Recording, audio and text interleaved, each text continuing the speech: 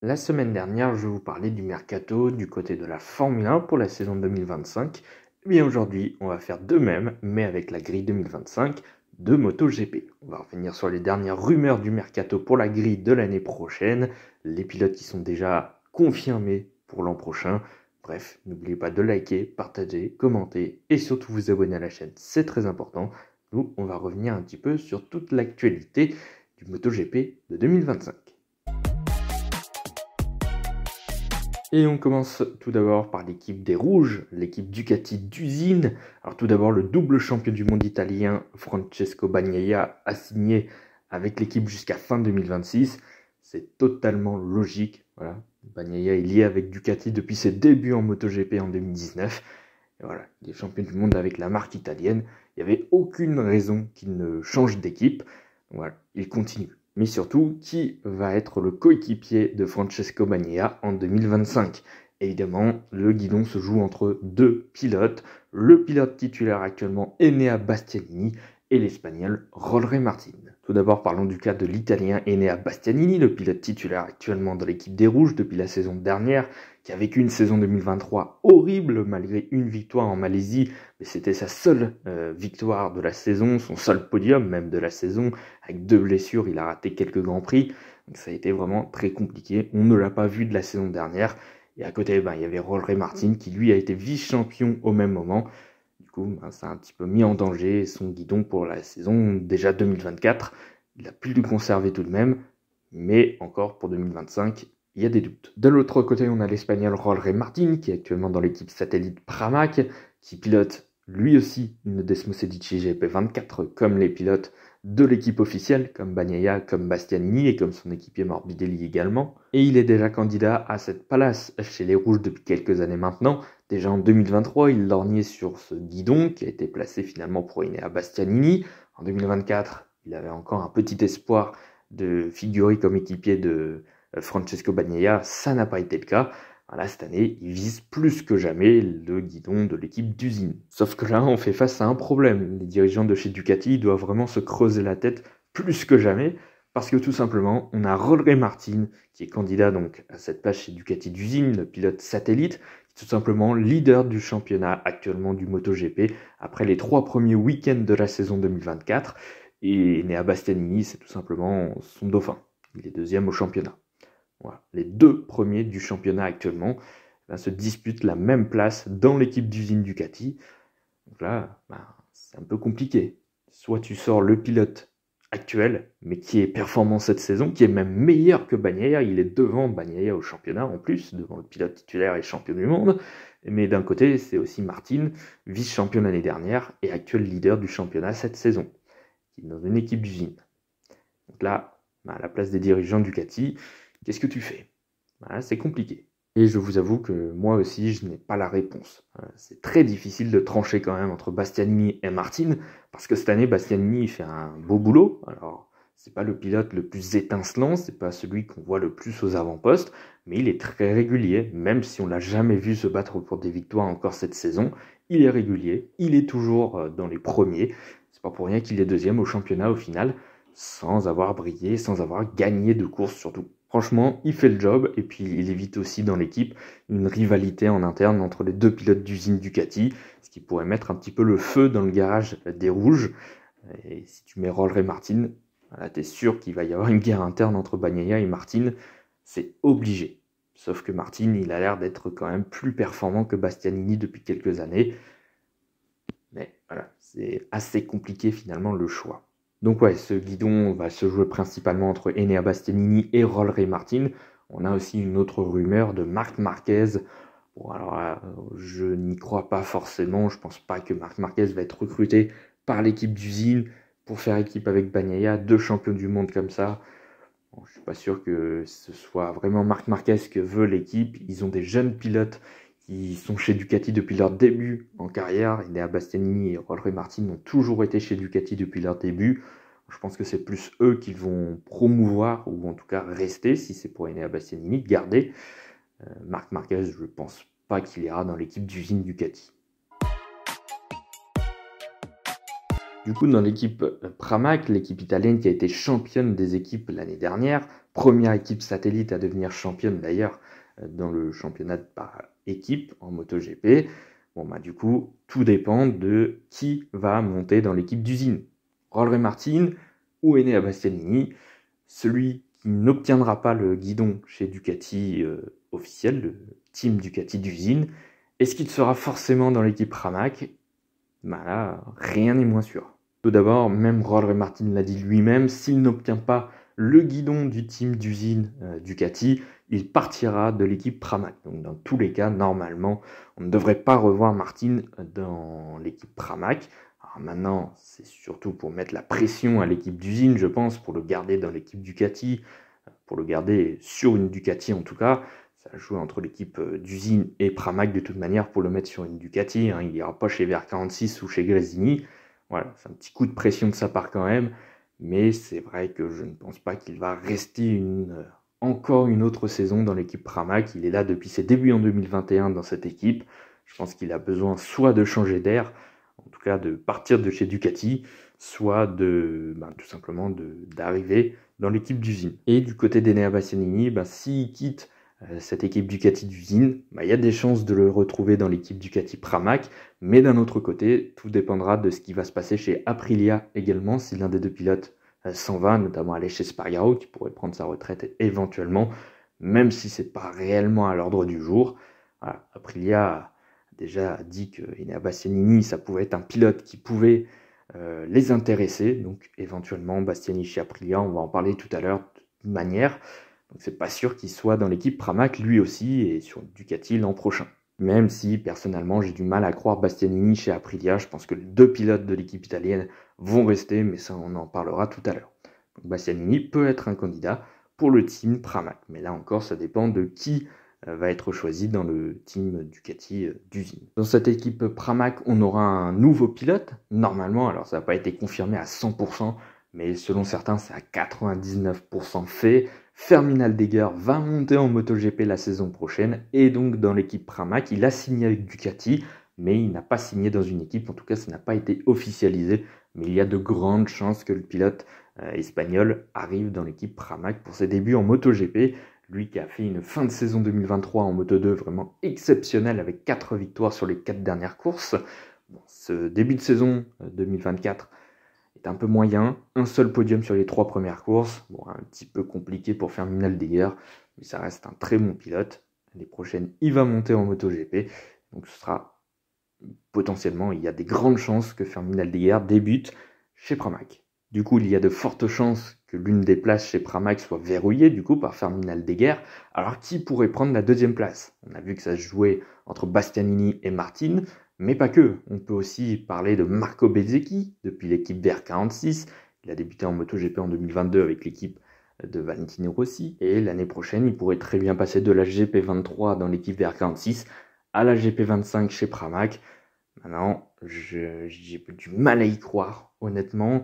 Alors déjà, il a du mal à se faire à cette GP23. Alors faire le saut de la 23 à la 25 en passant de VR46 à Pramac, c'est peut-être un peu compliqué pour Marco Bezzecchi.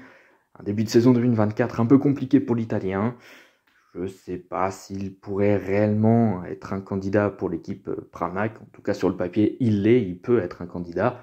Maintenant, au vu des résultats et au vu de son adaptation sur la GP23, à voir sur la suite de la saison, évidemment. Hein, ça se trouve, il va s'adapter très bien à la suite dans cette saison. Mais pour le moment, j'ai quand même du mal à y croire Marco Bezzecchi chez Pramac. Mais après, ça peut évoluer très vite. Évidemment, n'écartons pas toujours Franco Morbidelli, qui est toujours dans l'équipe, mine de rien. Mais bon, dernier au championnat, même s'il a un niveau, le dernier Grand Prix, par exemple, aux Amériques, a été plutôt correct en termes de rythme pur pour Morbidelli. C'est pas encore la folie non plus, mais enfin bon, on va dire que ça reste correct.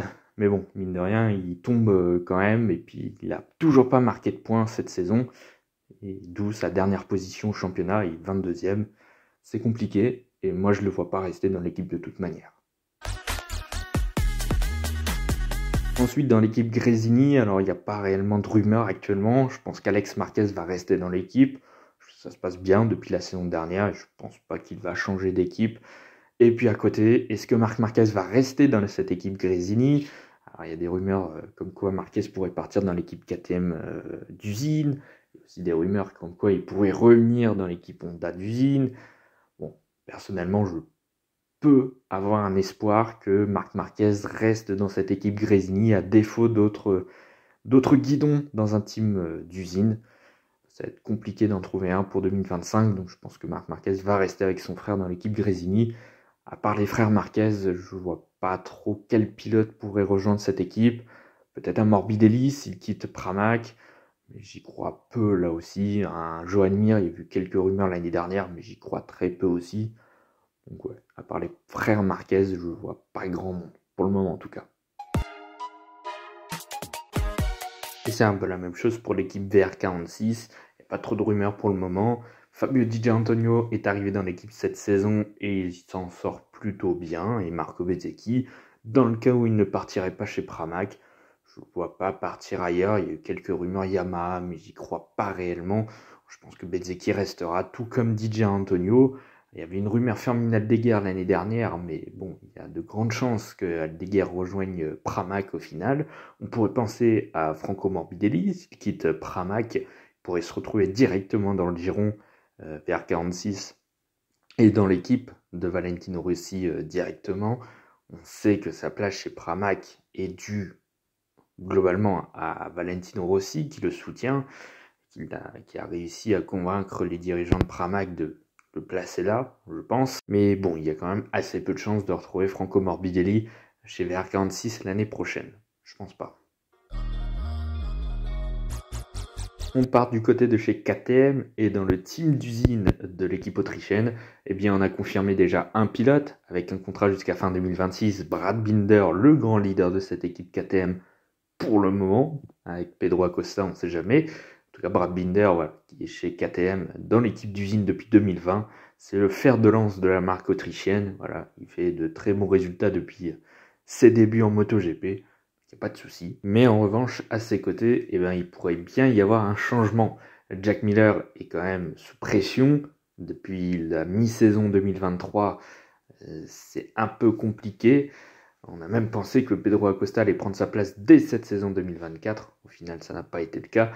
Mais là, pour 2025, au vu des résultats de Jack Miller et ceux de Pedro Acosta dans l'équipe Tech 3, on pourrait bien avoir une inversion de position, ou en tout cas, du moins, Pedro Acosta pourrait prendre la place de Jack Miller l'année prochaine. Et franchement, je pense qu'il y a quand même de grandes chances, parce que Miller est en grande difficulté cette saison déjà, et puis même en fin de saison dernière, c'est très compliqué. Son plus gros problème, c'est dégradation de pneus. À chaque fois, on le retrouve en tête, ou en tout cas dans les premiers en début de course, et puis au final, il est hors top 10 la plupart du temps. C'est très très compliqué pour Jack Miller, donc je pense qu'il va se faire remplacer. Pedro Acosta, c'est évidemment le grand favori pour prendre la place de Jack Miller, un pilote Tech 3 et qui a déjà 2 podiums en 3 courses en MotoGP. Il fait des débuts vraiment exceptionnels. Je ne vois absolument pas pourquoi KTM ne le mettrait pas dans le team d'usine dans le cas où Jack Miller ne performerait pas. C'est pour le moment ce qui se passe. Donc pour moi, Pedro Acosta rejoindra Brad Binder dans l'équipe d'usine KTM l'année prochaine. Du moins, il y a des grandes chances. Après, on a entendu des rumeurs de Marc Marquez qui pourrait rejoindre l'équipe d'usine KTM. Bon, j'y crois assez moyen quand même. On avait parlé aussi, je crois, de Jorge Martin. J'avais entendu parler une fois, mais j'y crois absolument pas. Pour moi, Brad Binder sera associé à Pedro Acosta l'an prochain. Il y a quand même des chances. À voir comment va se dérouler la suite de la saison 2024, tout de même pour et Jack Miller et Pedro Acosta. Mais pour le moment, c'est clairement Acosta qui pourrait être le favori pour cette place dans l'équipe d'usine. Et donc dans l'équipe satellite Tech 3, toujours associée à KTM, on pourrait bien avoir un line-up totalement changé par rapport à cette saison 2024. Alors comme je l'ai dit tout à l'heure, Pedro Acosta tiendrait la corde pour prendre la place de Jack Miller dans l'équipe d'usine. Est-ce qu'on ne pourrait pas tout simplement avoir une inversion des positions au sein du giron KTM, c'est-à-dire retrouver Jack Miller dans l'équipe Tech 3 en 2025 ? Franchement, ça peut être possible. Il faut dire que les résultats de Jack Miller ne sont pas vraiment très positifs, mais ils ne sont pas catastrophiques non plus. Il y a des courses où il est vraiment capable d'être présent, de faire des bonnes courses. Le problème, c'est qu'il faut qu'il trouve ce problème de dégradation, et je suis sûr que quand il réussira à gérer ses pneus, il pourrait être vraiment performant. Donc le sortir de la MotoGP, le sortir de l'équipe KTM, ce serait quand même assez dur, surtout que je ne vois pas énormément de pilotes qui pourraient rejoindre l'équipe Tech 3 l'année prochaine. Il y a peu de rumeurs pour le moment et il y a peu de candidats en tout cas. Donc Jack Miller, le garder dans le giron KTM, ce serait pas une énorme bêtise. Voilà, ça peut tenir la corde. Maintenant, le descendre dans l'équipe satellite, c'est pas choquant non plus. Maintenant, le cas de Augusto Fernandez. Alors, il a fait une première saison en MotoGP en 2023 plutôt correcte. Alors, c'était pas fou non plus, hein. C'était pas du niveau de Pedro Acosta cette saison, mais ça restait plutôt correct. En revanche, en 2024, il se fait totalement poutrer par son nouvel équipier. Il n'est pas du tout là. Il n'y a pas de résultat cette saison, c'est très très compliqué. Il y a une nette différence avec Pedro Acosta qui vient de débarquer, mais il est vraiment même pas dans les roues de Pedro Acosta ou ne serait-ce que avec des résultats corrects. Non, il n'est pas du tout là. Il n'y a aucune qualification en Q2, je crois, depuis le début de la saison. Enfin, c'est très compliqué. Et s'il continue comme ça sur tout le long de la saison, il y aura quand même assez peu de chances de le revoir la saison prochaine. Maintenant, ce qui pourrait le sauver, c'est le manque de candidats justement dans cette équipe Tech 3. Alors, à l'heure actuelle, il pourrait y en avoir ensuite en cours de saison, notamment avec le mercato de quelques autres équipes qui pourraient libérer des places et des pilotes surtout, qui pourraient joindre l'équipe Tech 3. Mais en tout cas, pour le moment, Augusto Fernandez, s'il n'y a pas de candidat, il peut encore tenir sa place pour l'an prochain. Mais voilà, au vu de ses résultats, ça va être compliqué. Il va falloir croiser les doigts pour lui pour qu'il n'y ait pas de gros candidats pour rejoindre cette équipe Tech 3. Parce que vraiment, s'il y a un nom qui sort du lot, voilà, clairement, Augusto Fernandez, il va être très très mal et il ne sera pas sur la grille l'an prochain. En tout cas, pour le moment, par manque de candidats et par manque de rumeurs, en tout cas, pour le moment, bien, Augusto Fernandez tiendrait encore la corde pour garder sa place chez Tech 3 l'an prochain.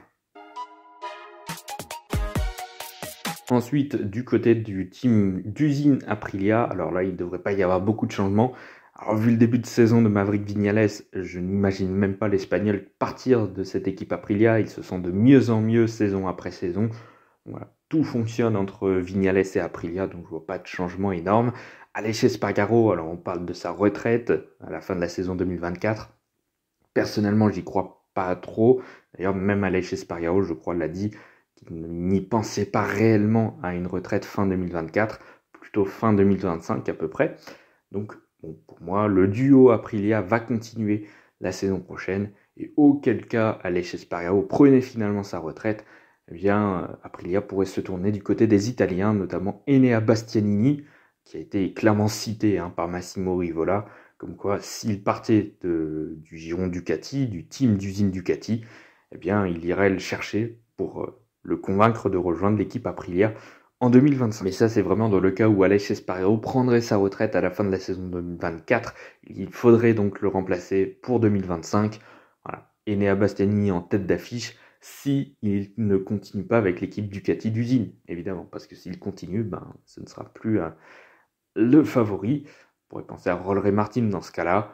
Bref, il y a beaucoup de pilotes, il pourrait y avoir beaucoup de possibilités. Ce guidon Aprilia est quand même assez attractif, c'est quand même une équipe qui est en grande progression depuis quelques années et qui fait des résultats plutôt corrects. Ça vous assure quand même d'avoir un bon guidon pour 2025, donc c'est plutôt cool et je pense qu'il y a pas mal de pilotes qui seraient intéressés de piloter une Aprilia. Demandez aux pilotes des marques japonaises, à part Fabio Quartararo, je pense qu'ils seront tous contents de piloter une Aprilia s'ils pouvaient l'année prochaine.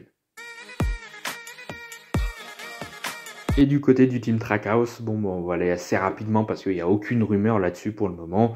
Alors, Miguel Oliveira, c'est le leader de cette équipe américaine. Je pense qu'il continuera vraiment l'aventure avec cette équipe Trackhouse. Il n'y a pas de souci, il performe plus ou moins. Bref, ça se passe correctement, on va dire. Ça s'enflamme pas non plus, mais c'est correct.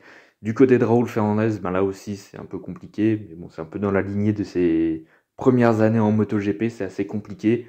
Mais par manque de remplaçants, par manque de rumeurs actuellement, ça tiendrait la corde.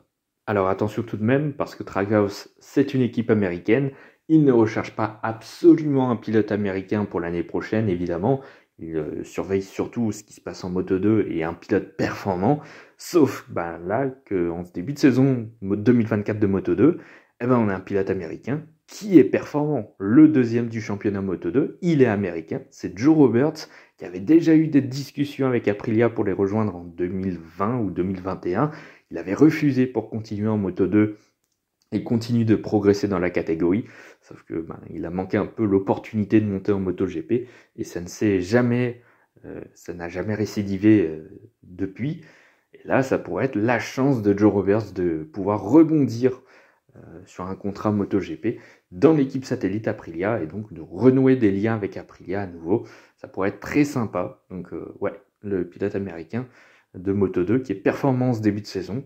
Attention, s'il continue la saison comme ça, je vois bien Joe Roberts monter en MotoGP l'année prochaine. Mais il faut évidemment qu'il continue sur ses performances de début de saison. On passe du côté des marques japonaises maintenant. Avec Yamaha tout d'abord, ils ont confirmé il y a quelques semaines, Fabio Quartararo jusqu'à fin 2026. Ça, c'est fait, c'est plié. C'est une très bonne nouvelle pour Yamaha de ne pas perdre son leader français, le champion du monde 2021 MotoGP, qui fait toujours de belles performances. Avec le matériel qu'il a, c'est pas facile. Et puis son équipier Alex Rins, je pense qu'il pourrait rester, il fait des résultats convenables, il est à peu près au niveau de Fabio Quartararo, c'est correct. Voilà. Il n'y a rien à dire d'exceptionnel sur Alex Rins, il n'y a pas le matériel non plus pour se mettre en valeur, mais bon, je pense que le duo Quartararo-Rins, ça marche très bien, ouais, ça fonctionne très bien, donc je vois pas pourquoi Yamaha changerait son line-up pour 2025. Alors là encore, il y a eu des rumeurs Rollray Martin, etc., mais j'y crois vraiment pas. Ce serait vraiment tuer la carrière de Rollray Martin de partir de chez Ducati pour aller chez Yamaha. En tout cas sur le court terme. Et du côté du team d'usine Honda, à défaut de guidon libre pour 2025, Joan Mir et Luca Marini devraient rester. Alors Luca Marini, je crois qu'il a déjà un contrat pour fin 2025, donc il restera avec l'équipe Repsol l'année prochaine. Joan Mir, lui, qui était à deux doigts de partir à la fin de la saison 2023, après une saison catastrophique, on l'avait annoncé chez Gresini à un moment, mais finalement il s'est fait voler la vedette par son ancien équipier Marc Marquez. Pas de bol. Joan Mir, il pourrait être contraint de rester dans cette équipe Honda Repsol, à moins qu'il s'en aille, mais s'il s'en va, ce serait pour quitter le MotoGP, je pense. Je pense qu'il restera dans cette équipe Honda l'an prochain. En tout cas, c'est très difficile pour lui. Il n'est plus du tout au niveau. En même temps, il n'a pas la machine pour non plus. Mais c'est vraiment très très compliqué pour Joan Mir au niveau des résultats, mais aussi mentalement, ça joue énormément. Il était vraiment complètement à l'agonie la saison dernière. Ça a l'air d'aller un petit peu mieux sur le plan mental, mais bon, la moto, elle n'est toujours pas performante et c'est très compliqué. Mais bon, voilà, normalement le duo resterait Luca Marini avec Joan Mir. Et enfin, du côté du team LCR, le team satellite de Honda, il ne devrait pas y avoir beaucoup de changements. Johann Zarco a déjà un contrat pour l'année prochaine. Alors, à moins qu'un des deux pilotes du team d'usine s'en aille dans une autre équipe, je pense notamment à Joan Mir, peut-être que Johann Zarco pourrait rejoindre l'équipe Repsol, mais bon, voilà. J'y crois assez peu. Je pense que Zarco restera dans l'équipe LCR l'an prochain. Et du côté de Takaaki Nakagami, voilà, tout dépend un petit peu de ce qui va se passer du côté du Moto2. Évidemment, Honda avait un pilote japonais sur les Honda. Voilà, c'est Takaaki Nakagami. S'il reste autant de temps depuis, il est là depuis 2018 quand même, Takaaki Nakagami. C'est juste parce qu'il n'y a aucun japonais qui pourrait prendre la relève du côté du Moto2. Alors ceci dit, attention à la menace Ayogura à nouveau qui fait un début de saison de Moto2 plutôt correct. Il est de retour aux avant-postes assez souvent, assez régulièrement. Je crois qu'il est 5e au général actuellement, le vice-champion Moto2 2022 qui avait vécu une saison dernière très compliquée avec une blessure notamment en début de saison. C'était assez compliqué pour lui. Là, il a changé de moto, il est passé de la Kalex à la Bosco Scuro et ça se passe plutôt bien. Donc attention, on peut toujours avoir Ayogura en MotoGP l'an prochain. Ça reste un candidat crédible à ce guidon pour l'année prochaine. À voir les résultats d'Ayogura cette saison en Moto2. Mais j'aimerais bien qu'Ogura remplace Nakagami parce que clairement Nakagami, c'est compliqué. Ça n'a jamais été vraiment très très bon pour Nakagami en MotoGP, à part sa saison 2020 qui avait vraiment été très bien. Le reste, c'est pas terrible. J'espère qu'ils feront peau neuve et j'espère qu'Ayogura sera le nouvel équipier de Johann Zarco l'année prochaine. Voilà, c'est la fin de cette vidéo. Merci d'avoir écouté jusque-là. N'oubliez pas de liker, partager, commenter et surtout vous abonner à la chaîne. C'est très important. Nous, on se retrouve dans quelques jours pour la prochaine vidéo. À bientôt.